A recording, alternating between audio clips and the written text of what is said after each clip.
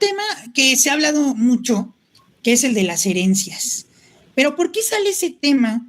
Me gustaría que nos detalles por qué se habló de eso en la Suprema Corte, porque hoy es viernes judicial, y hay que entender un poco qué es eso. Sabemos que la Suprema Corte no puede legislar, obvio que no, pero sí se habló de un tema de las herencias, y ya ves que luego lo relacionan con el comunismo y con ese tipo de teorías económicas. Pues sí, quiero que entremos a detalle de ese tema, mi querido Raimundo.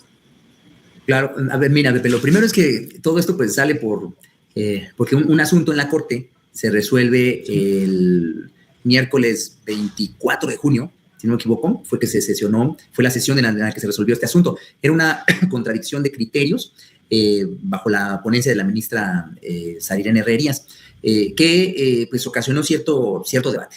Pero el problema jurídico que en ese momento estaba resolviendo era qué criterio de dos tribunales colegiados distintos, de regiones diferentes, es el que tenía que prevalecer. En relación, no directamente con cuestiones de sucesiones o de herencias y legados, no era ese el tema, sino más bien en relación con los recursos provenientes de una cuenta individual del sistema de ahorro para el retiro, cuyo titular fallece y la persona beneficiaria lo recibe, ¿sí? La pregunta era, esos recursos económicos que recibe el beneficiario del titular que fallece, la cuenta de un titular que fallece, pues se graban, están exentos del impuesto sobre la renta o no, porque hay causales, hay hipótesis, supuestos, en donde no se tiene que pagar el impuesto, ¿no? Uno de ellos es precisamente el de herencias o legados.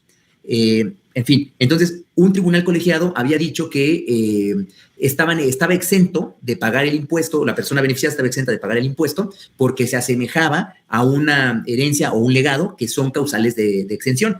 Otro tribunal colegiado sostuvo que son figuras jurídicas diferentes y que pues no está sujeto al beneficio de la exención, sino que este beneficiario de la persona fallecida que era titular de esta cuenta de ahorro para el retiro, pues tenía que pagar pues la riqueza que adquiría, digamos, ¿no? Ese era el debate.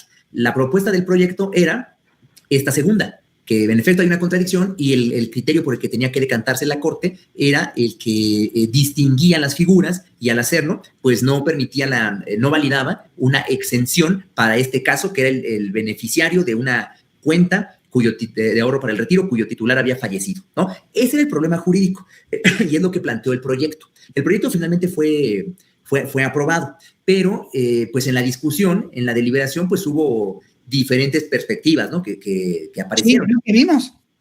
Así es, algunas de ellas, pues que nos llevaron, que de ese problema jurídico llevaron a otros planteamientos, en donde, bueno, no solamente es si en ese supuesto cabía o no la exención del impuesto sobre la renta, sino ya más bien si incluso valdría la pena pues establecer impuestos para las herencias, ¿no? Para las sucesiones en general. Ese fue el debate al que se llegó, pero ese debate, Pepe, no tenía que ver con el problema jurídico concreto que se planteó y se resolvió en la Corte en el marco de esta contradicción de criterios, ¿no? Eso es el primer punto, digamos, como para que se aclare. De ahí es que viene. Pero como algunas ministros sacaron a la luz que esta situación de las herencias, que sí están exentas de pagar el impuesto sobre la renta, y además propusieron que eso, hicieron una valoración sobre eso, ¿no? Que eso pues, no estaba bien y que quizá lo que convendría sería establecer impuestos sobre las herencias, ¿sí? De ahí es que vino pues todas estas manifestaciones, reacciones, digamos, en redes sociales, pero que además trascendieron